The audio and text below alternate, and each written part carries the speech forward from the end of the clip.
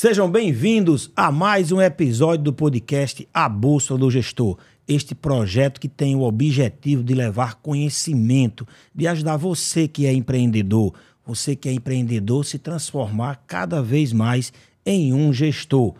Empreender é uma coisa, fazer a gestão do empreendimento é outra bem diferente. Então aqui eu trago sempre pessoas que já amassaram barro, como eu sempre digo, pessoas que já fizeram e que fazem as coisas acontecerem. E hoje aqui eu tenho um convidado para lá de especial. Você, Rui, eu passei muito tempo da minha vida assistindo e ouvindo você. Você como aí um grande comunicador, conhecidíssimo aqui em todo o Brasil, sempre me ensinou muito, ouvindo suas colocações, suas entrevistas, ao longo de muitos anos. E hoje poder ter você aqui é um privilégio, porque através desse mecanismo hoje de podcast, uma coisa que eu quero conversar muito com você, essa transformação, aqui era algo que quase não se pensava há 10 anos atrás. Então a gente une aqui hoje um pouco de rádio, um pouco de TV, que foi sua escola, eu acredito. E aí, assim, para mim é um privilégio, obrigado por aceitar o convite. E eu queria começar perguntando aí quem é o cavalheiro por trás da armadura, né? Ou seja, quem é Rui Dantas, de onde veio, o que já fez, o que estudou, para que o público possa conhecer um pouco mais, principalmente aqueles que é de fora da Paraíba, porque aqui você é mais conhecido do que, como diz lá em Caiçara, do que farinha seca, tá? Seja bem-vindo, Rui. Ô, José, prazer, muito obrigado pelo convite. José é um cara que eu sempre admirei, foi meu colega na Escola de Empresários. Isso, estudamos juntos, né? Estudamos juntos. Essa passagem que eu esqueci. Lá na Gomes de Matos, né? Uhum.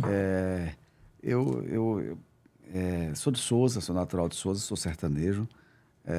Comecei no rádio muito cedo. Eu morava numa cidade que tinha 2 cinemas, um cinema de 1.001 lugares e outro de 700 lugares. Então, ao assistir peças de teatro, ensaios, em frente ao lugar onde a gente jogava futebol, pelada, eu me apaixonei pela arte da comunicação. E aí foi natural essa minha relação com o cinema, com a cidade de Souza, naquela época, na década de 80, quando eu sou de 73, então em 83 eu tinha 10 anos. Então ainda era uma cidade que vivia o fim do ciclo do algodão. É uma cidade muito rica, e economicamente falando, e onde tem dinheiro circulando, tem cultura, né? Tem entretenimento. O ouro branco, né?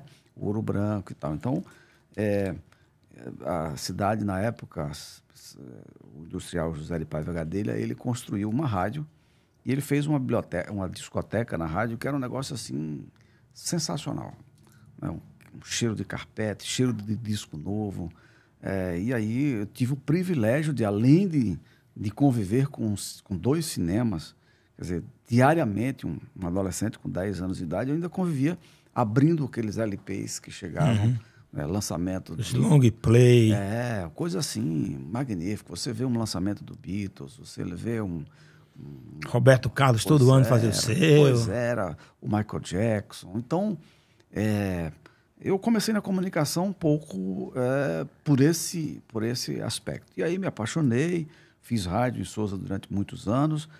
Rui, você estudou e foi direto para trabalhar?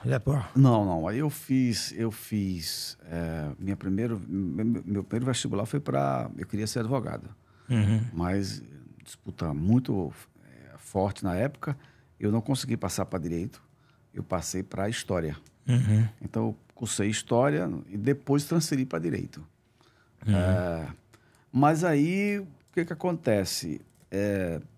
Eu comecei a fazer direito e depois vim morar em João Pessoa. Transferi para João Pessoa, mas a comunicação, que tinha o curso já de publicidade, aí me encantei pela publicidade, me enveredei pelo jornalismo e nunca mais voltei. Quantos anos no Rádio TV, Rui? Eu fiquei, eu acho que na Correio, eu fiquei ali uns 13, 14 anos por ali. Acho que sim. Sempre apresentando ou fosse repórter também? Não, eu sempre apresentei. Eu já cheguei para substituir Luiz Otávio, né? Fomos eu lembro de Otávio. Ele comandava o rádio. Conheceu o Bené? Conheceu ou não? Cabeludo? Bené, conheci. Do apoio, né? Conheci Bené, sim. Conheci Bené. Eu tenho uma história com o Bené muito interessante. Só interrompendo aí. Bené, ele faleceu já, né? Olha, nunca mais eu vi Bené. Eu acho que Bené faleceu. Vou contar a história. Vai que ele Talvez tá tenha vivo aí ainda, sabe? Mas é assim, ele tem uma barraca na esquina do Mercado Central. Aquela barraca era minha. Quando você fazia o programa lá, aquela barraca era minha. Certo. Aquela na esquina mesmo ali. Tem o caldo de cana de frente. Certo. E Bené, ele sempre, aliás, a turma da Correio, quando ia lá pra Chico, ia pra lá pra minha barraca, né? Que a de Chico era de frente ao sistema Correio mesmo. Era.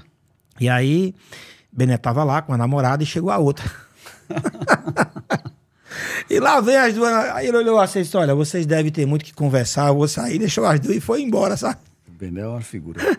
Mas vai. Pois é, então eu fiz rádio, depois Lena Guimarães me colocou na televisão e eu fiz TV durante muitos anos, mas a minha paixão pela publicidade é muito grande. Então, quando foi em 2013, eu optei em sair da TV, sair do rádio e me dedicar aos projetos de publicidade. Aí você abre a agência aí. Não, a agência já existia. Tá.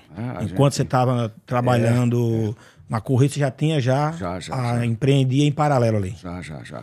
A agência, eu costumo dizer que surgiu dentro do Sebrae. A agência é fruto do Sebrae. Como foi esse estalo de abrir uma agência, Rui? Não, é que é o seguinte... Em um momento em que não existia nada do digital de hoje em dia, né? Tudo era offline, praticamente, né? É que é o seguinte, eu sempre fui assim... Primeiro, eu sempre gostei muito de gestão. Depois, é natural, acho que tem gente que nasce com ênfase para jogar futebol. Eu queria ser jogador de futebol, nunca consegui. Então, eu gostava de gestão. E na comunicação, no rádio, naquela época, você não tinha a quantidade de agências que tem hoje. Então, eu enxerguei que para fazer com que aquela campanha de 30 segundos entrasse no rádio, precisava de alguém para produzir bem feito. Então, foi aí onde eu tive a ideia de criar... Eu trabalhei em agência de publicidade também, tá? Você trabalhou? Com Genival Ribeiro. Você trabalhou na GCA. Trabalhei na GCA. Grupo Criativo de Atendimento. Não era isso, não. Sabe por que GCA? É Genival... Abelardo e... Celso. Não sei onde anda Celso. Abelardo eu sempre encontro por aí, sabe? Abelardo também. Celso era o criativo da época. Abelardo era o cara que fazia aquelas artes, né, na época, né, o design de hoje em dia, né? E o Genival era o comercial, digamos assim. E a última versão da GCA foi com... Era Genival... E Ivan Tomás. E Abelardo. Ivan Tomás, grande criador também. Grande criador. Também convivi com ele também. E grande ser humano também. Eu não tinha muito contato com ele. Eu conheci ele, já tinha saído de lá.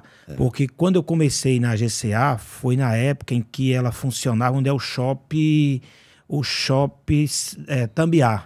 Certo. O cunhado de Abelardo tinha uma imobiliária naquela esquina e montou a agência ali dentro. Então, meu papel era o quê? Eu ia levar... eu era office boy. Eu ia levar fotolito, né? Como é que chama? Tirar cópia, né? Para que ele montasse aquelas letrinhas para depois tirar o fotolito para ir para o jornal. Sim. Então, esse era o meu trabalho na GCA, propaganda, tá? E aí tinha eu e tinha Costinha. Hoje nós fazíamos esse trabalho. Foi engraçado um dia. Tem uma história engraçada que teve uma greve de ônibus e Costinha não veio trabalhar. No outro dia ele aparece lá, furando o pneu dos ônibus, dizendo que estava doente em casa. Não vai ser só... Vai lembrar essa época aí. Mas... Nesta época, Rui, eu aprendi muito a necessidade do que é a comunicação. Então, eu sempre digo que as coisas elas não acontecem quando elas acontecem. Elas se materializam quando elas acontecem. Tudo que você faz hoje é fruto de todo um aprendizado que você tem. Então, quando eu abro minha empresa, eu tinha uma noção da importância do que era a comunicação. E aí foi uma das coisas que eu sempre investi muito, foi nessa parte do marketing, tá? Rui... neste período, Rui, aí hoje você tem um grupo de empresas. Quais as áreas que você atua hoje?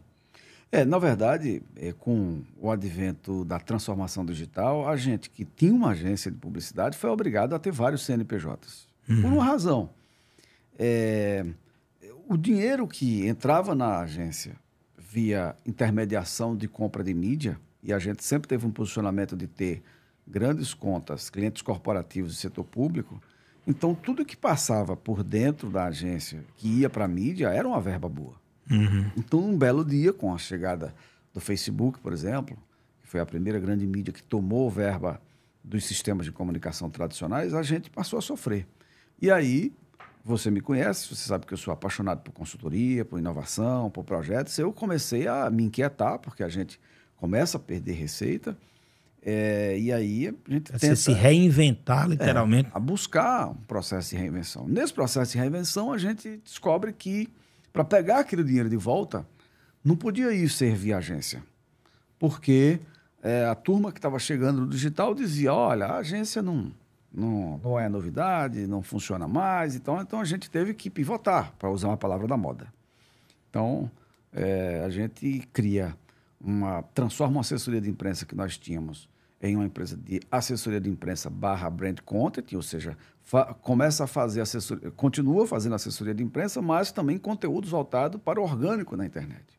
Quando a gente começa a fazer isso, a gente percebe que está dando resultado, mas a gente depende das métricas do Google, do Facebook, do Instagram, que nem sempre são métricas que resolvem o nosso problema de comunicação. São métricas que resolvem o problema de comunicação deles, que sempre buscam mais dinheiro, mais investimentos, enfim. Então a gente entende que era necessário ter uma própria empresa de monitoramento de dados. E a gente cria a Kik. A Kik é uma empresa de monitoramento de dados de mercado, de consumo, de tendências, né? Quer dizer que talvez seja a única empresa do Nordeste que tem uma tecnologia própria, né? A gente concorre com grandes marcas nacionais e internacionais, e isso talvez tenha sido o primeiro grande acerto nesse processo de transformação digital. Depois a gente descobre com a Kik que, poxa, essa comunicação hoje ela tem uma jornada muito grande. Não dá para fazer só com uma agência, só com uma empresa de brand content. Então, a gente descobre que para falar com o YouTube, o assinante do YouTube, você precisava de vídeos rápidos, você precisava de vídeos cartelados. E aquele processo que a gente tinha antes de pegar um filme, roteirizar, mandar para uma produtora externa, a produtora externa devolver para você o filme, você reprovar, fazer ajuste. 1 ou 2 por mês, por semana, agora tem que ser todo dia praticamente. Então, o que a gente decidiu? Decidiu montar também dentro do grupo uma produtora mais de vídeos. E não uma produtora de vídeos que faz tudo, não. É uma produtora de vídeos inchada ali naquela só para gerar tráfego. Então, a gente cria conta nesse processo. Depois a gente descobre que fazer o marketing digital era muito complexo dentro de uma agência que tinha sua pegada no offline. Então, a gente cria a Jabuticaba, que é uma agência de marketing digital. Então, assim passou a ser aquela agência que planejava, criava o branding, fazia o macro, e a parte de execução era feita pela Jabuticaba. Muitas agências optaram por internalizar isso, fazendo isso dentro de uma unidade de negócio. Nós decidimos não fazer por uma questão de mercado. A gente descobre que se eu chegasse para o cliente vendendo aquele novo serviço pela SIM, o cliente pagava menos. Achava que já deveria estar dentro do mesmo pacote. Porque é outro negócio. Você pode comprar de mim ou de alguém. Estou aqui que você já me conhece. Exatamente. É muito interessante. Então a gente cria a Jabuticaba, e a Jabuticaba ela passou a ser uma novidade para o cliente, uma novidade para o mercado, e a gente saiu agregando valores. Então surge a Jabuticaba. Nesse processo inteiro, a gente descobre que estava começando a acertar, mas a publicidade tinha mudado. Com o advento do digital, da linguagem dos cliques, que o nosso Nepomuceno fala tanto, a gente percebe que não dava para atender todos os clientes que a gente atendia antes. Então, a gente decidiu nichar. A gente olhou para trás e viu o que a gente entende. A gente entende o setor da educação, a nossa história com a Unip. Então, vamos criar uma vertical de educação. Então, a gente cria soluções de educação em que essas soluções são resolvidas dentro da jornada por todas essas empresas. Assim faz o planejamento estratégico, o brand, o brand da marca, a Jabuticaba faz o marketing digital, a IMA, que é a assessoria de imprensa e empresa de brand content, faz o conteúdo orgânico, a Conte faz o vídeo cartelado para gerar tráfego, a Kik mede. Então a gente passou a ter digamos assim, um shopping. Um ecossistema ali que se completa ali. Exato. E aí a gente reprisa isso nas verticais, outras verticais, energia e gás, que a gente atende companhias de energia, e e companhias de gás em vários estados brasileiros. Então, a gente começa a fazer essa segmentação. E faz também com shopping center, faz também com saúde. Então, a gente começa... Nesse processo que começa a funcionar bem, a gente também descobre que toda vez que nós estávamos engatinhando um projeto, o gestor de marketing saía. Era demitido ou pedia para sair. Por que isso acontecia? Pelo desalinhamento existente entre o acionista e o head de marketing, o gerente de marketing. Então, o que a gente descobre? Que o acionista, ele tinha uma estrutura micro de marketing e cobrava dessa estrutura micro o resultado que ele via na concorrência. Sucesso e tal, mas mantinha a mesma estrutura de outrora. Então, a gente começa a dizer, poxa, se nós não educarmos o acionista, se nós não educarmos o gestor do negócio, nós vamos sempre estar iniciando um trabalho. E tem tudo porque o gestor de marketing, na hora que é trocado... Começa tudo de novo. Começa tudo de novo. E, às vezes, a gente perdia o cliente porque o novo gestor de marketing já vinha com outra empresa. Então, a gente cria a RD Innovation. Ou vinha muito fresquinho, no sentido de pouco conhecimento, e você tinha que ensinar tudo do começo. Exato. Aí a gente cria a RD Innovation, que é uma consultoria de inovação focada em soluções de comunicação e marketing. E se você observar, todas essas empresas, elas não perdem o foco. Elas estão sempre acordando ou seja... resolvendo um problema, uma dor. Exatamente. Dentro da área de comunicação. Dentro do ecossistema ali, certo. Ou seja, a gente não fugiu. Por quê? Porque a jornada ela é complexa e ela precisa de dedicação.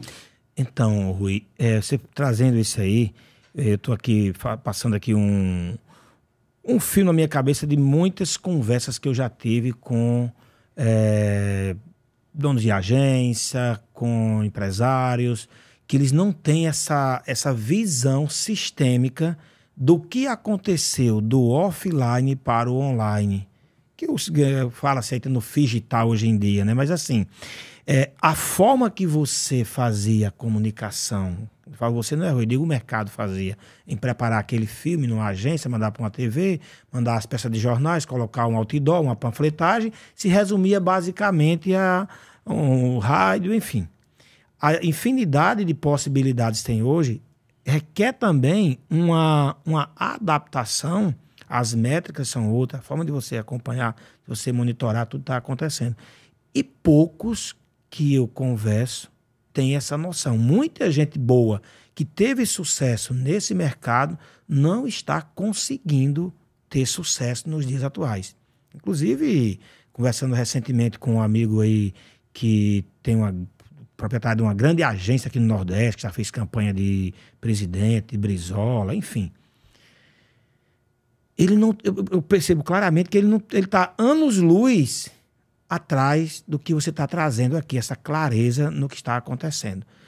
O que você acha que aconteceu e o que vai, você já traduziu boa parte, e o que vai acontecer daqui para frente? O que é o futuro da comunicação, Rui, nesse cenário que estamos? O que vem por aí quando você está olhando para o futuro? O que você sente que vai acontecer? Tá, veja, primeiro, por que quando você diz assim, tem uns que já aprenderam um pouco mais, outros aprenderam menos, ocorre aquilo que Carlos Nepomuceno diz naquele livro, A Administração... Carlos que escreveu o livro 3.0, acabou de escrever um agora, tá bem quentinho, saiu do forno, já comprei, tá na esteira, não li ainda, vou mandar para ele esse episódio, falando dele 2 vezes, viu, Carlos? Um abraço para você aí em Petrópolis, não é isso ou é Teresópolis? É um desse aí, o Pedro é de Tereza aí, mas eu vou aí visitar você aí na cidade maravilhosa, viu? Pois é. Falo com ele quase todo dia.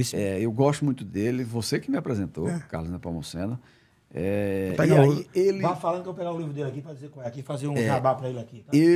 Dá meu telefone aí, por favor. Não. Ele clareou muito a minha visão em relação a minha também, cara. Esse processo de transformação digital, porque ele explica... Numa linguagem simples, Numa linguagem simples. Porque ele diz o seguinte, nos seus livros e nas suas mentorias. Ele diz que o sujeito que está perdido não é porque deixou de ser competente do dia para a noite. Ele está perdido porque houve uma mudança de linguagem no processo de comunicação. E ele explica de forma muito simples, como você disse. Ele diz que no início da civilização, nós humanos nos comunicávamos pelos gestos. Depois nós evoluímos para a oralidade. Depois da oralidade vem o quê? A manuscrita.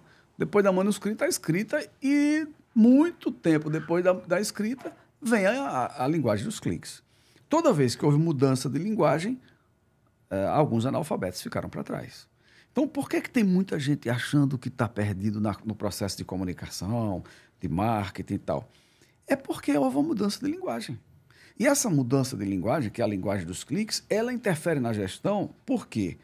Na administração... Ele fala, quando muda a mídia, muda a sociedade. Quando muda a mídia, muda a sociedade. Uhum. Quando muda a mídia, muda a sociedade e aumenta a disrupção. Uhum. Né? Então, vejamos. Com a linguagem dos cliques, a comunicação que era controlada dentro dos ciclos de planejamento estratégico anual, PDCA, e tudo que a administração moderna ensinou, ela muda por uma razão. Porque na administração moderna, você fazia um planejamento de 5 anos, dividia esse planejamento em cada 12 meses e controlava o crescimento da sua marca, da sua empresa, do seu produto, mensalmente. Se você quisesse acelerar no primeiro semestre, você acelerava. Se você quisesse diminuir um pouquinho no segundo semestre, você diminuía, de acordo com a economia, com Selic, com taxa de juros, com campo, enfim, com tudo. Você tinha um cenário previsível. Previsível e você controlava. O futuro controlava. era muito parecido com o passado. Exato. Você controlava. Com a linguagem dos cliques, você não controla mais. Se não, vejamos, uma cooperativa de táxi que controlava se ia trocar a frota a cada 2 anos, ou se aumentar a frota em 10% naquele ano, perde esse controle total, porque quem decide se a frota aumenta ou diminui é o cliente. Uhum. Porque ele agora não passa mais pela cooperativa, ele começa a clicar e dizer, eu quero mais carros, mais táxis, eu quero... E aí, na linguagem binária, os gestores, as marcas, começam a se desesperar. Por quê? Porque perdem o controle. Uhum. No processo de comunicação, isso aconteceu mais rapidamente. Eu costumo dizer que no meu negócio, eu fui o uberista, eu fui o taxista que apedrejou o Uber primeiro. Uhum. Quem era o nosso Uber da época, lá em 2007, 2008, 2009, 2010? Era o Facebook, né, que foi o primeiro a roubar espaço, verba e protagonismo dentro do nosso negócio. Então, o passado, para responder objetivamente a sua pergunta, esse sujeito que está meio perdido e ainda não se encontrou, é porque ele precisa entender que houve essa mudança de linguagem. Então, a partir do momento da mudança de linguagem, você sai do comando e controle para a linguagem do contexto, para a gestão do contexto, que é ter a capacidade de entender a uberização e se adaptar a ela. Exemplo, no meu negócio, eu tinha todos os profissionais com CLT. Com a uberização, eu tive que me adaptar, e sim, esses profissionais trabalhavam só para mim. Com a uberização, chega a PJ-ização dentro da coisa. E aí muda a legislação também, que adequa a legislação. E aí o que acontece? Quem trabalha para mim hoje... não quer, se você disser que é só para mim, a maioria não quer ficar. Não quer mais ficar. Faz parte da proposta de valor, da oportunidade dele poder ter outra experiência. Exato. E ele trabalha para mim e para meu concorrente. E o meu concorrente deixou de ser outra agência e passou a ser o cliente, porque todo cliente tem hoje uma estrutura de marketing, às vezes, maior do que a nossa. O Carlos Nepomuceno, ele escreveu a Administração 3.0, um livro assim muito bom, e acabou de escrever isso aqui agora, Civilização 2.0. Pois tá? eu vou colocar muito interessante para ler, porque sou eu não li ainda, já comprei, mas não li ainda na esteira, porque eu estou lendo agora Comece pelo Porquê, e estou lendo também, depois vou ler Encontre Seu Porquê. Um livro também muito interessante que casa muito com o que você está falando aqui é o livro do Salib Magaldi, que ele fala sobre liderança disruptiva. Que ele fala o seguinte, você tem o planejamento, que você acabou de falar aí, você tem o planejamento, entregar para um gestor que ia implantar, de acordo com o planejamento estratégico, tem o cascateamento lá, os objetivos estratégicos, os planos de ação. Ele ia garantir que aquele plano de ação fosse implementado, fazer a gestão dali. Quem faz, quem entrega, qual foi o aprendizado, e assim você ia vivendo. Como é que agora uma única pessoa tem a capacidade de fazer essa leitura de tudo que está acontecendo na velocidade que está acontecendo? Então, o líder hoje, ele tem que ser mais aquela pessoa que não vai fazer sozinho, que ele vai trazer todo o time para juntos conseguir entender e conviver com essa velocidade com que as coisas estão acontecendo. Eu vou dar um exemplo. Isso já está acontecendo na prática, né? Vamos pegar um exemplo. Eu sou apaixonado por metodologia OKR. Nos meus processos, nas nossas empresas, a gente usa muito OKR. E aí, o OKR é uma linguagem, naturalmente, para quem é do mundo corporativo, né? O público final pode dar uma googada e ver informações sobre isso. Mas eu sempre recomendo esse site, chama Google, né? Pois Se o Google é meu professor, nada me faltará, né? Então, o que acontece? A gente, quando começou a fazer OKR, eu pegava, por exemplo, tinha uma plataforma chamada Callblue, bem bacaninha, eu fazia todas as OKRs na plataforma já pré-pronta, mas a gente descobre que fica bonito, mas não funciona. Hoje eu faço OKR na planilha de Excel. Por quê? Porque planejamento que não está bagunçado é porque ninguém está mexendo nele. Então, a gente faz um pouco isso. Mas respondendo objetivamente a sua pergunta em relação ao futuro, o que vai acontecer? Segura o futuro um pouquinho aí, tá? Volto já para ele aqui. Vamos ficar só do passado e presente. Porque você trouxe uma coisa aí que eu concordo com você, assim, em gênero, grau e número, que é o seguinte. Planejamento bom é aquele que é executado. Tem muito modismo, muita falinha, muita coisa. Eu fui um evento da BRH, do CONAR, 3.000 pessoas, e teve uma palestra do CEO da Gerdau. Primeiro CEO de carreira. Até então, eles só botavam os familiares.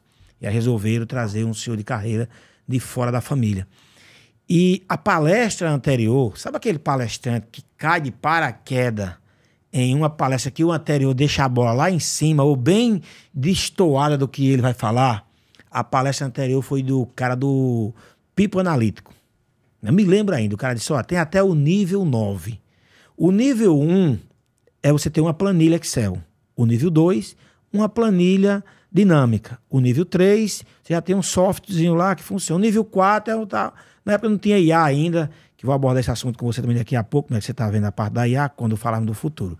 A IA não estava ainda difundida como hoje em dia, né? E eu sei que o nível 9 dessa ferramenta de People Analytics era que, de acordo com os e-mails que você estava escrevendo, a empresa conseguia ver a sua tendência a continuar ou não na empresa. Igual o Facebook fez também isso no passado aí, né? Que de acordo com as conversas, ele tinha tendência para você separar ou não, enfim. Acabou que se deu um certo ruído no mundo todo, parece que eles pararam esse processo. Bom, e o cara que deu essa palestra, ele mostrava assim um futuro altamente tecnológico, enfim. E aí ele entra para fazer a palestra, um cara mais, eu diria assim, mais conservador, chamar assim, tá? Essa minha gestão é muito simples, gente. Tudo isso aqui é bom, se usarem. Se usarem. A minha gestão é chave de fenda e alicate. Aí todo mundo, feedback e PDI, feedback e PDI. Só basta isso, fazer gestão de pessoas. Sim. Basta isso. Então, assim, não adianta comprar um software, por exemplo, o Salesforce da Microsoft. É um software top. Conhece, não conhece? Sim. Quantas empresas tu conhece que usa aquilo ali efetivamente? Porque ela é tão complexo que você não consegue completo, mas complexo. Então, assim, eu acho que isso aí é uma lição para você que está hoje. Cuidado com os modismos e cuidado com aquilo que realmente funciona. Quer ver outra coisa? Existe aí o lado A e lado B no Brasil em quase tudo hoje em dia, sabe? Muita discussão. E aí algumas empresas acabam se posicionando de um lado. Temos várias não sei se você tomou conhecimento da propaganda que a Budweiser fez agora nos Estados Unidos, há um tempo atrás. Tomou conhecimento ou não? Bom, é uma que perderam 30% de market share rapidinho, porque nos Estados Unidos a Budweiser, né? Budweiser, né? Ela é tida como aquela cerveja daqueles caras mais carrega saco nas costas, aqueles caminhoneiros e tal. Aí fizeram com um casal homossexual, que era uma cerveja mais leve e tal, pronto. A galera não quis tomar mais.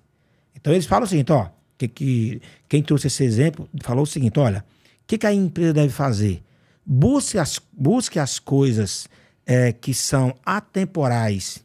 Busque os valores socráticos, platônicos, do cristianismo, coisas que não vai mudar com esses modismos.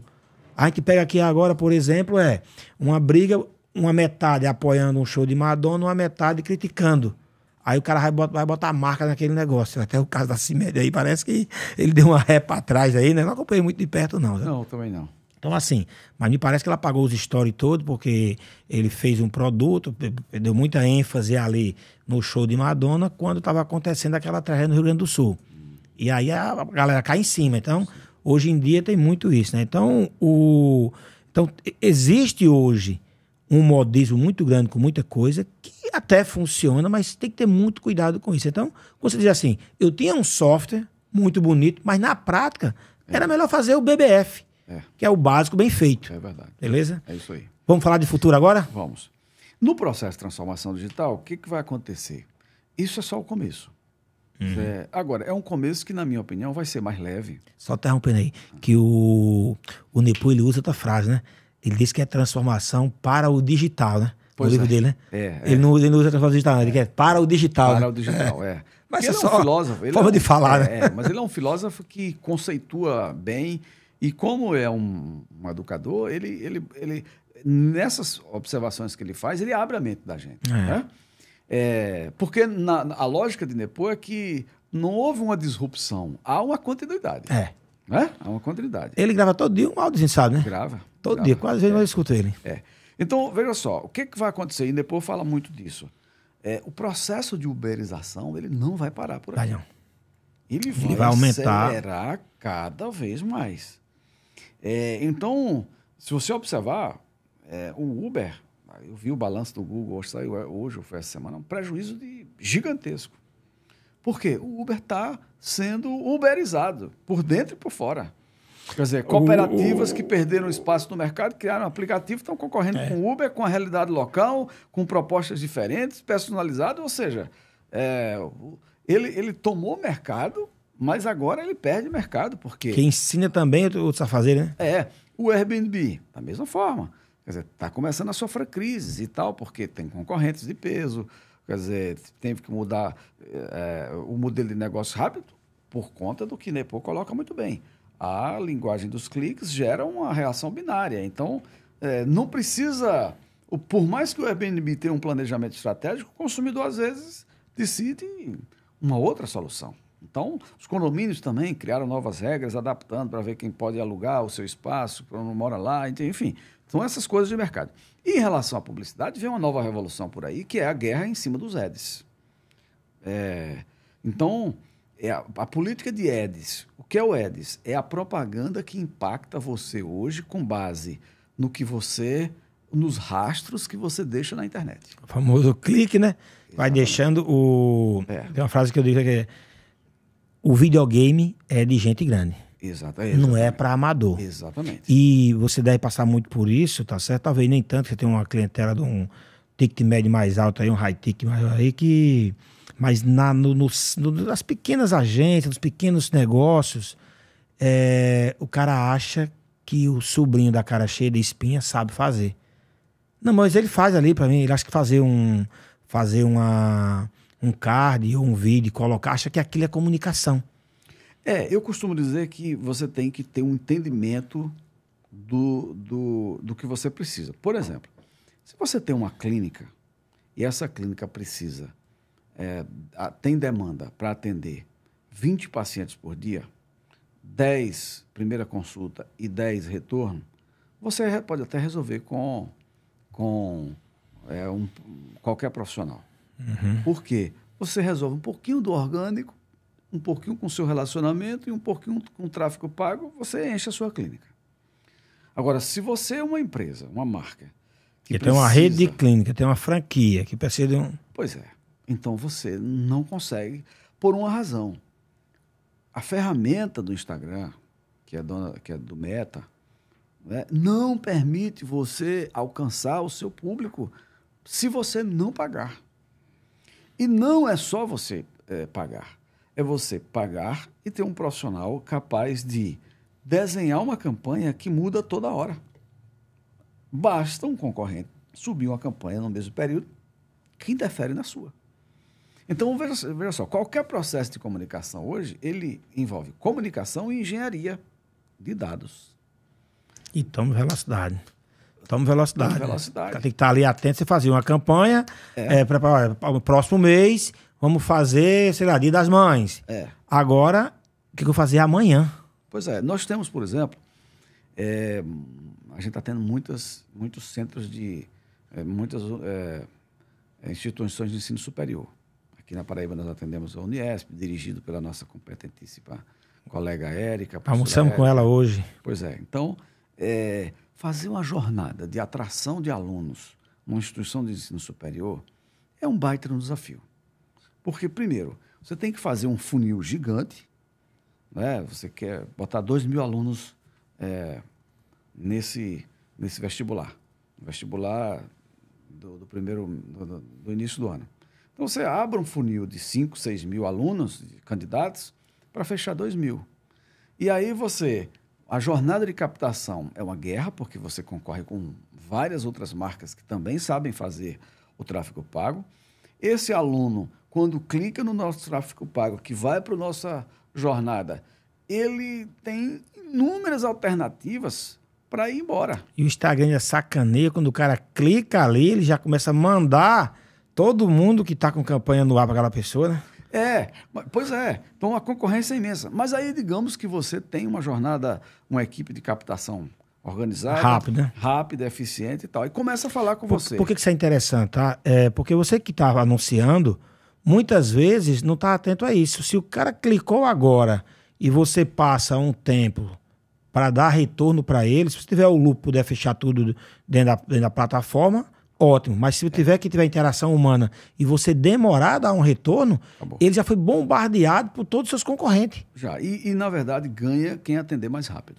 Porque nós estamos acostumados a pagar com 3 cliques, almoçar com 3 cliques, viajar com 3 cliques. Ou seja, tudo é fácil, rápido e eficiente. E o que é engraçado, Rui, é que nós somos comparados, hoje em dia, com setores que não é o nosso, muitas vezes. Por exemplo, eu tive táxi também já, tá? Tô falando de táxi também é bem familiar.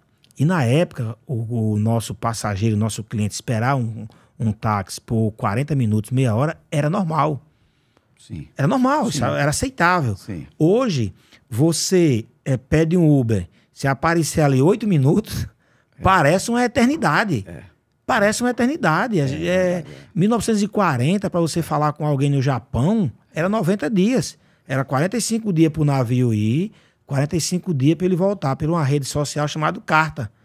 Hoje, que é tudo no WhatsApp, se aparecer o azulzinho ali e a pessoa não responder, dá um sentimento de abandono. Se for o bem, tem que explicar direito. Né? Então, assim, e essa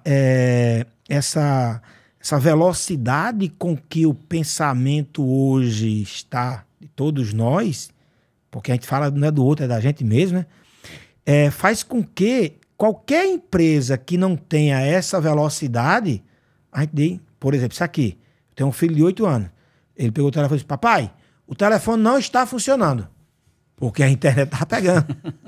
Entendeu? Então, assim, nós somos, né? Você tem 50 anos, 51. Né? E eu tenho 53, né? Somos de uma geração ali bem próxima ali. Onde nós tivemos o privilégio, até eu digo assim, de ter vivido em 2 mundos. Sim. Quem está chegando no mercado de trabalho agora, e o nosso cliente está cada vez mais, digamos assim, cada vez mais nós temos cliente digital, né? Porque eles estão chegando cada vez mais no mercado de consumo. Como fazer para atender? Porque, assim, o que tem gerado muito, que eu percebo nessa juventude aí, é ansiedade. Eles querem tudo para ontem. E as empresas precisam estarem preparadas para isso, gerando uma jornada, gerando uma experiência que possa atender. A comunicação, você já falou. Então, o que esperar, Rui, quando você vê assim, das organizações, não só no seu setor, as que você atende também, e outras que você tem conhecimento, o que esperar, tanto na perspectiva do consumidor, que ele vai receber o serviço, e você que vai prover esse serviço para poder atender esse cliente. Olha, com esse nível de exigência.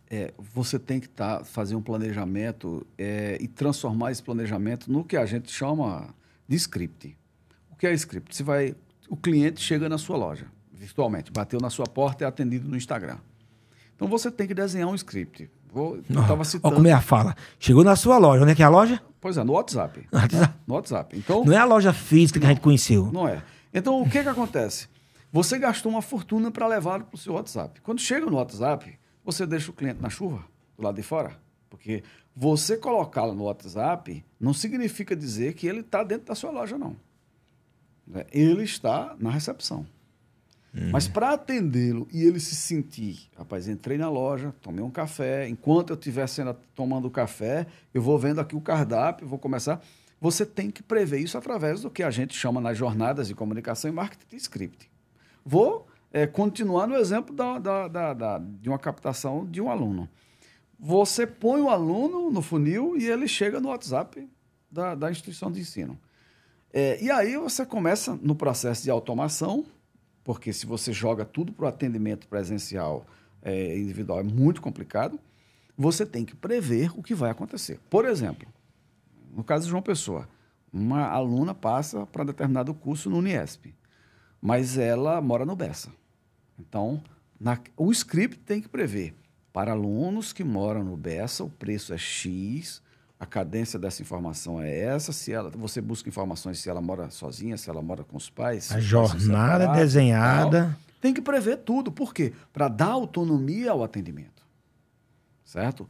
E ao botzinho lá de automação. Se ela responde que mora sozinho com os pais, o próximo script tem que prever para fazer a negociação. E vai começar. No final das contas, você tem que descobrir se ela tem um namorado. Porque se ela tiver um namorado que provavelmente é da mesma faixa etária dela e esse namorado passou para uma outra instituição de ensino, por exemplo, um Unip, que é do outro lado da cidade, isso interfere. É possível que o namorado diga, não, vamos fazer juntos lá no Unip.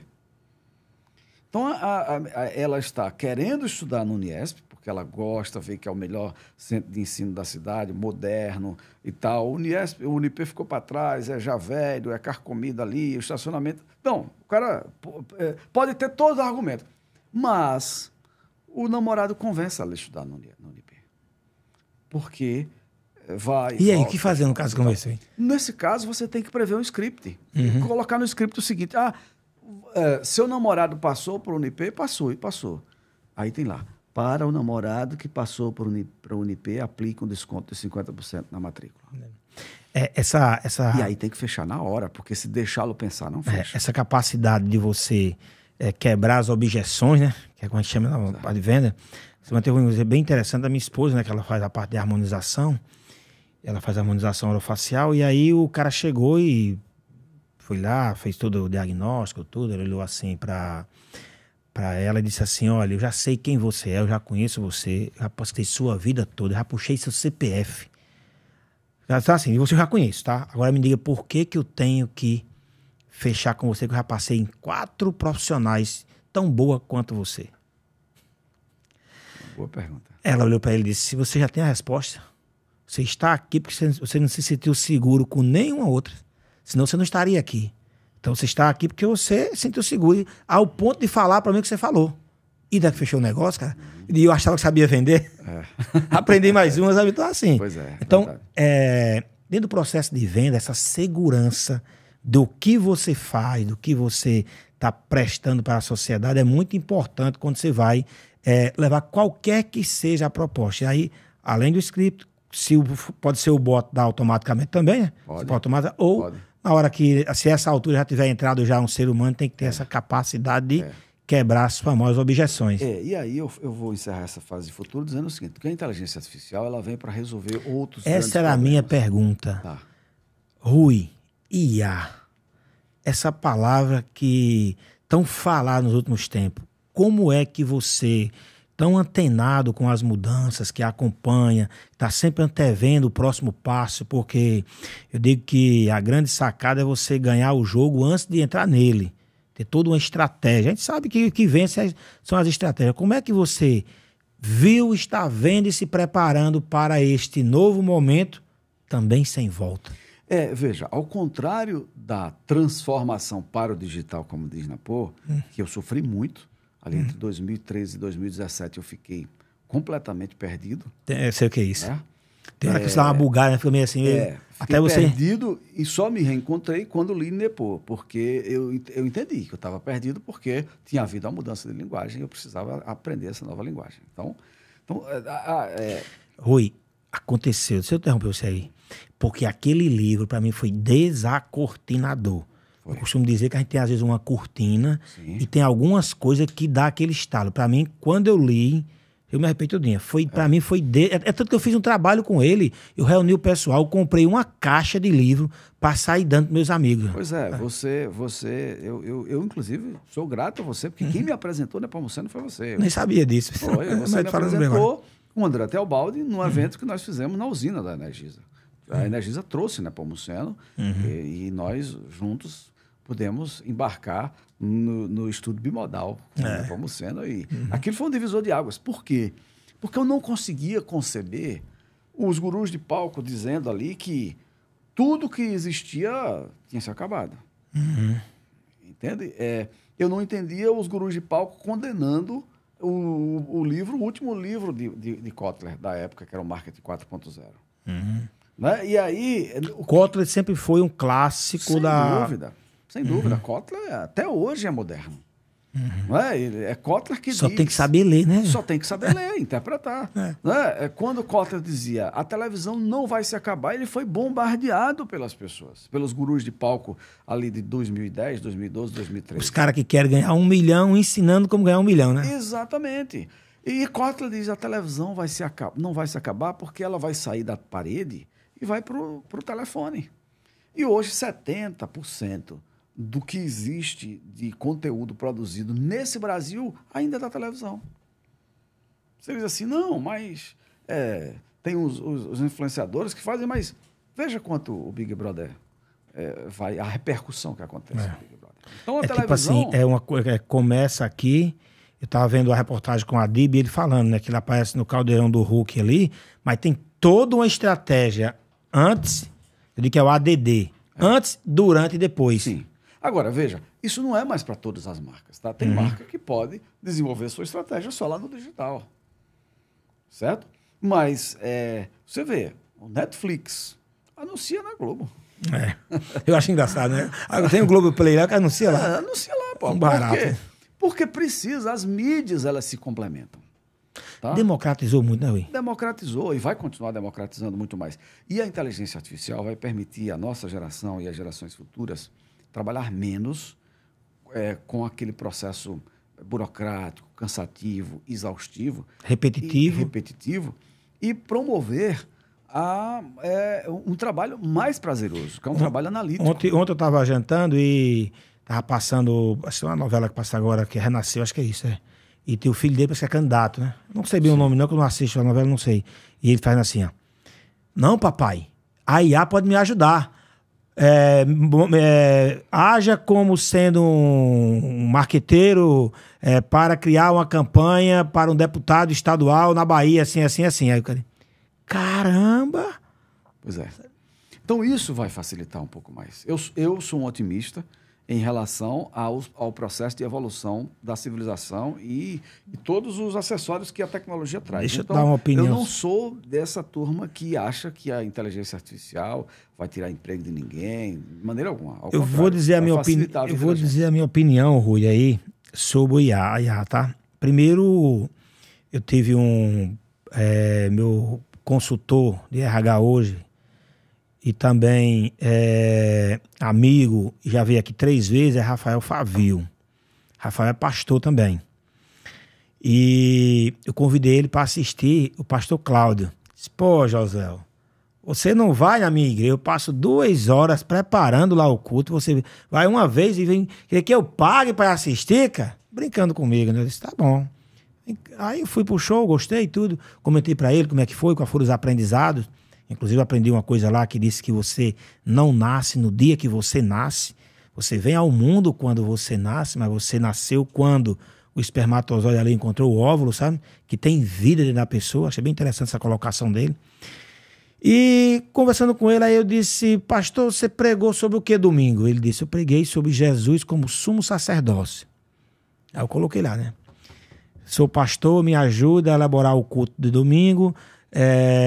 onde falarei sobre Jesus como sumo sacerdócio.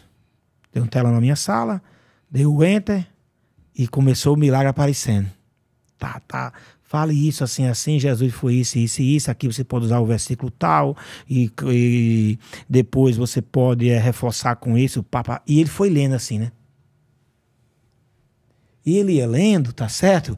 E eu assistindo ele lendo, sabe? E sabe aquele jeito assim que ele... Cheguei mudando a fisionomia. Aí no final ele diz assim, que o Espírito Santo lhe cubra de sabedoria para que você possa realizar um excelente culto. Ele disse, e ainda é evangélico. O que quer dizer com isso? Eu montei um curso que eu ia levar pelo menos uns 3 ou 4 meses revisitando materiais, lendo livros para poder chegar àquele ali. Então eu coloquei assim, falar sobre crença e sobre modelo mental. Haja como sendo a escritora de mais de 7 e dei os principais pontos para montar um curso assim. Melhora o item tal. Depois mandei para o meu funcionário, que ele mexe bem com a IA de design, né? Que eu não mexo ainda, tá certo? E foi os slides, eu vi os slides. Ou seja, e aí eu sei apresentar e soube fazer a pergunta. O que me preocupa com a IA, Rui? É quem não tem uma base e acha que a IA vai resolver tudo. E pode ficar preguiçoso em querer aprender. O uso de IA para você, na sua área, para mim, cara, é espetacular. O uso da IA para o meu filho de 8 anos não me preocupa. Porque ele não tem essa... Eu não sei como é que vamos resolver esse imbróglio aí, sabe?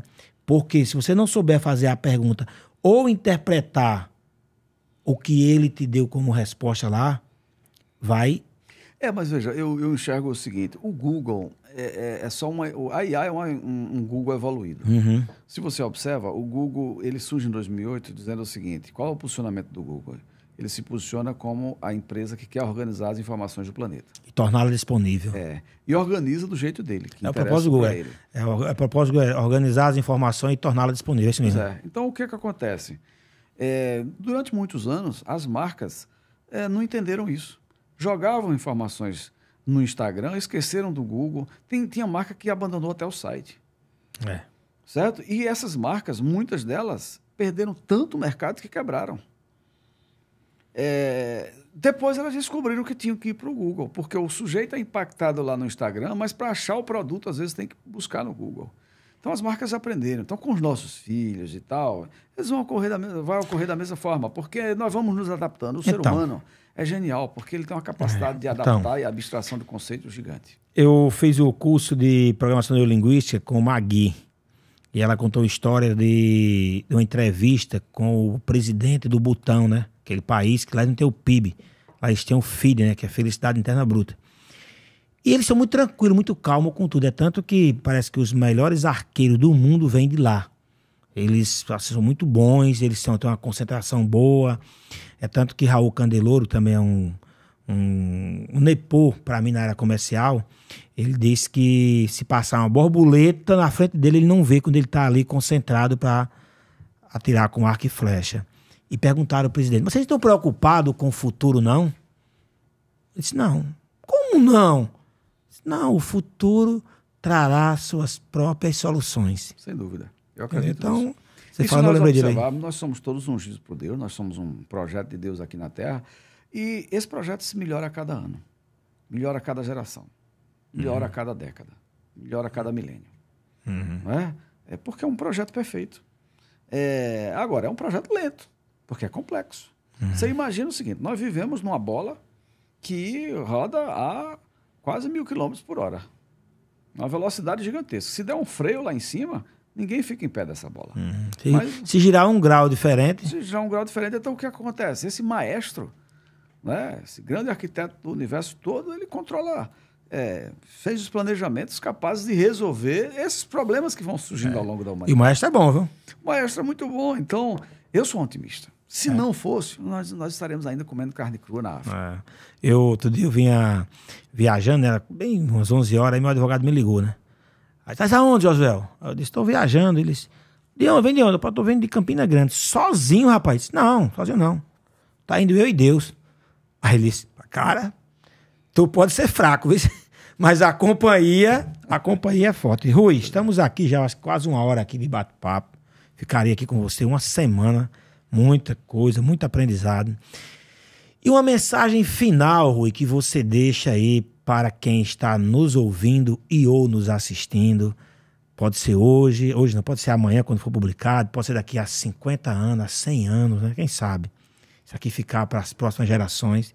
Que mensagem você deixa aí dos seus aprendizados, ou até mesmo se você pudesse voltar no tempo e ter hoje aí seus 20 anos, 15 anos, o que você faria de diferente ou não? Que mensagem final você deixa aí para os nossos seguidores aí? Eu acho o seguinte, que nesse mundo de transformação constante, a gente precisa estar preparado também para as mudanças constantes. E a melhor forma é estudar. Nós nascemos uma geração que nós estudávamos ali 12 anos e depois não precisava estudar mais. Né? Nossos pais, eles tinham uma profissão e eles cresciam, se desenvolviam, ganhavam dinheiro, faziam sucesso e todos conheciam como o doutor fulano de tal, o engenheiro fulano de tal, o professor fulano de tal, o arquiteto fulano de tal. O futuro parecido com o passado. O futuro parecido com o passado. Então, a gente precisa se transformar porque hoje, se minha filha perguntar assim, papai, o que você é? Eu tenho dificuldade de responder para ela. Não é porque eu faço muita coisa dentro, e olha que eu busco não fugir do meu propósito, né, que é cuidar de processos de comunicação, de marketing, de publicidade e tal, mas ora eu sou um consultor, ora eu sou um redator, ora eu sou um diretor de arte porque eu não sabia diagramar, mas hoje eu sei, porque eu uso o Canvas, eu uso uma série de ferramentas que fazem diagramação para mim, ora eu sou um gestor de crises, ora eu sou um gerente de jornada de marketing, ora eu estou desenhando uma solução de omnichannel, ou seja, não sei mais nem o que eu sou. Não é fruto da adaptabilidade. Você é um eterno aprendiz, né? Sou um eterno aprendiz. Então, recomendação número 1, tem que estudar. Uhum. E esse estudo não é só na academia, é o estudo da abstração do conceito.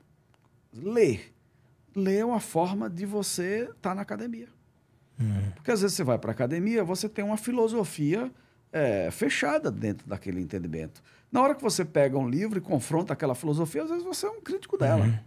Uhum. Então, esse aspecto. E terceiro, você tem que ser um bom observador. Porque você aprende, às vezes, com quem não está na academia. Você aprende, às vezes, com um cara que tem um pensamento contra você. Né? Então, são essas coisas que eu acho que vão estar na moda nos próximos anos. Né? E a leitura ela é muito importante porque é o momento em que você está hiperconcentrado. Quando você está hiperconcentrado, você tem o que os especialistas chamam de abstração de conceito. E traduzindo, o que é isso? É você pegar as ideias do livro, arquivá-las na sua memória e um dia juntar essas ideias e colocá-las em prática para resolver problemas e soluções. As coisas vão acontecer, não quando elas acontecem, as coisas acontecem, quando elas acontecem a partir de todo o conhecimento que você traz para aquela realidade. Tem um livro que é muito bom nessa linha aí, Rui, que é Roube, mas Roube como Artista. Conhece esse livro? Conheço. É exatamente isso, eu pego um pouquinho de cada coisa. Eu vi outro dia uma tradução do que você está falando aí, que é o seguinte, você vai uma viagem e você leva uma mala grande e uma mala pequena. A mala pequena, aquela nécessaire, mulher quem usa muito isso, leva ali um absorvente, leva ali um colírio, leva ali um batom para retocar a maquiagem, ou seja, e leva uma mala grande, tá? No que vai despachar no avião. Se ela quiser uma roupa, quiser um sapato para trocar, vai ter uma mala grande. Então, isso que assim também é o conhecimento. Quanto mais você tem essa abstração que você falou aí do conhecimento, ou seja, quanto mais você lê e você aprende, mais você aumenta a sua necessaire. Uhum. Porque se você quiser pesquisar hoje sobre física quântica, sei lá, sobre o universo, você tem uma mala grande que em algum lugar você vai encontrar como pesquisar. Sim. Mas no dia a dia, para essa exigência que você tem, é essa necessaire que você tem que vai te dar essa capacidade de agir diante de qualquer situação que você vai vivendo. Porque não dá para dizer assim, preciso fazer agora aqui uma arte, que sei lá, como chama, Que você usa o Canva. Fazer o quê? Fazer? Uma arte. Uma arte, tá? Um design. Não, peraí, eu vou fazer uma pesquisa agora aqui na minha mala grande, onde é que ensina isso. Se você não tiver aprendido, Sim. para que tem uma necessaire grande para o uso, você precisar. Sim. Faz sentido? Faz. E uma última sugestão é que nós precisamos, e eu só consegui fazer isso na pandemia, da pandemia para cá eu mudei muito nesse aspecto, nós precisamos respeitar o ciclo circadiano que os médicos falam, que é dormir todas as noites no mesmo horário. Você pode dormir 6 horas, 7 horas, uns resolvem com 5, mas tem que dormir e acordar no mesmo horário todos os dias. Você tem que se alimentar e você tem que fazer exercício físico. Porque se você não respeitar o ciclo circadiano, que é quem governa, de fato, o seu organismo, o seu corpo, sua mente, você nunca vai ter abstração de conceito. Você nunca vai ser um resolvedor de problemas. Você nunca vai ser um especialista em nenhuma área. Por quê? Você não deixa o seu cérebro relaxar. E o cérebro... Por que às vezes no banho você tem boas ideias? Porque naquele momento seu cérebro desligou. Ele está vivendo aquele presente, aquele momento. Então, não existe gênio sem respeitar essas leis do ciclo circadiano. Quem tiver no Google, dá uma googada para entender por quê. Você vai se preparando para esse desafio. E uma outra coisa que a internet faz com que a gente erre muito hoje em dia é não abrir muito o seu escopo. Eu vejo gente fazendo muitas coisas ao mesmo tempo, mas em áreas distintas. Ou você se especializa em uma área e é o melhor possível naquela área, ou você não vai ser ouvido, por conta da mudança da linguagem dos cliques também. Porque hoje você não fala para uma plateia de todas as tribos. Você fala hoje para tribos. Produtos são feitos, são fabricados para a tribo X. Não dá mais para você querer vender para todo mundo. Quem quiser agradar todo mundo com ideias, com soluções, isso não vai agradar. É só do pato, né? Nem voa direito, né? Por exemplo, você aqui, você tem um programa tem um podcast chamado A Bússola do Gestor. Nós vamos aqui e lá, fugimos um pouco do tema, mas falamos a linguagem do gestor. Tem um sentido, tem um objetivo aqui. Eu tenho certeza, se nós formos abrir o analista do YouTube que transmite esse canal, dificilmente vai ter gente que não gosta de gestão assistindo. E é engraçado que muitos me procuram aqui às vezes, tem como você fazer um podcast com meu pai? Eu tenho que dizer não, mas não está dentro do... Não tá. Quer ver uma coisa? Eu vou dar aqui um spoiler aqui agora, estou lançando outro podcast, tá? Uhum. O outro vai ser o EstimaCast, que é para falar de uma coisa que tem... Eu me preocupar. Quando eu me preocupado é no sentido de como é que eu posso ajudar.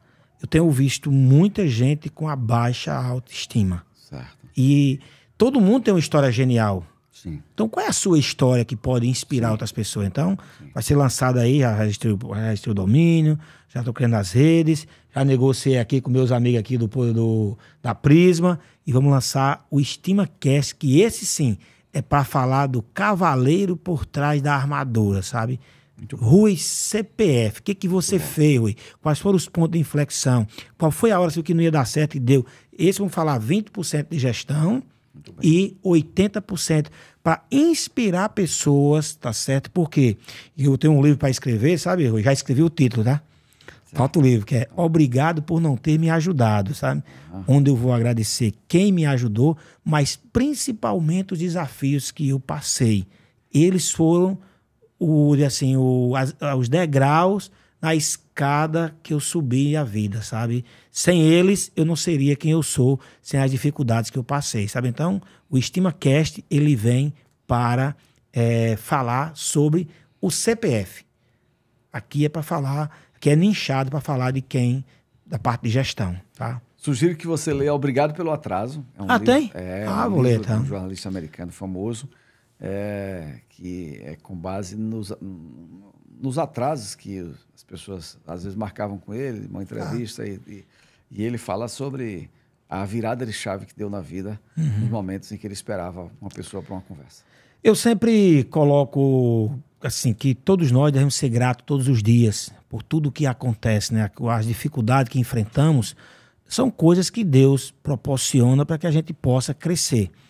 Existem pessoas que não sabem colocar um ponto final onde Deus já colocou um ponto final. Fica colocando interrogações, perguntando, mas por que isso aconteceu comigo? Vai lá e pergunte-se para quê. Quando eu pergunto por quê, eu me fecho. Quando eu pergunto para quê, eu abro e começo a ver as soluções. Então, assim, eu concordo com você que muito sua fala, por sinal aí foi uma aula, na verdade, muito bom aí. Eu acho que quem vai nos assistir aí, com certeza, eu sempre digo, nunca mais a pessoa termina de escutar e não sai melhor, até mesmo se autovalorizando. Se você hoje faz melhor do que você que está assistindo, você tem uma referência. Se você pode, se a gente pode inspirar alguém em alguma coisa, valeu o nosso tempo aqui hoje, entendeu? Você me perguntou se eu me arrependo de alguma coisa. E eu respondo essas perguntas com a frase. Eu li essa frase há muitos anos num livro, não me recordo quem é o autor, mas ele dizia assim, faça o que puder e depois se perdoe. Bacana, sabe? Eu digo, eu sou mais pedante na minha resposta, sabe? Eu sou mais egoísta na minha resposta, sabe? Porque às vezes tem uns que não gostam, sabe? Eu digo que eu nunca errei na minha vida, sabe? Assusta um pouco. Aí eu explico, né?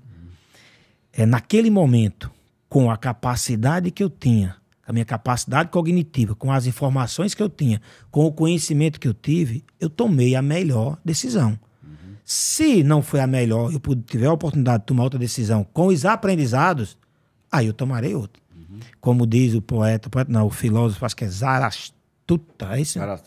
Zaratustra. É um nomezinho assim, sabe? Ele disse que leve o tempo que for possível para descobrir qual é a sua praia e não recue ante nenhum pretexto. E o Clóvis de Barros diz o seguinte, toda vez que tomamos decisões, jogamos fora vida que decidimos não viver. Então, quando tomar decisão, vai lá e faz acontecer. Estar aqui querendo estar agora no happy hour não vale a pena. Estar no happy hour querendo estar aqui não vale a pena. Então, viva o momento, porque nós só temos o presente. Verdade. O passado e excesso de passado gera nostalgia, gera depressão. Excesso de futuro gera ansiedade. E o presente, por isso que Deus diz, por isso que o nome é presente, porque é um presente. Estar presente com você aqui, Rui, foi muito bom. E para finalizar, tem uma coisa que você falou que eu traduzo tudo numa frase que eu uso. Na vida não é aprendi. A gente aprendeu numa época em que era me formei, meu filho formou-se, agora é doutor. Na vida é aprendendo. A palavra é aprendendo. Então, sempre aprendendo. E você que nos acompanhou até aqui, se você gostou, volta lá, tem outros episódios, compartilha, comenta, nos ajude aí a fazer os próximos, que fazemos isso com muita dedicação. Todos que vieram aqui até hoje são pessoas que têm experiência, têm história e têm contribuído muito com a vida de muita gente. Rui, valeu aí, muito obrigado aí, tá certo? Obrigado, Josué. Um abração para você.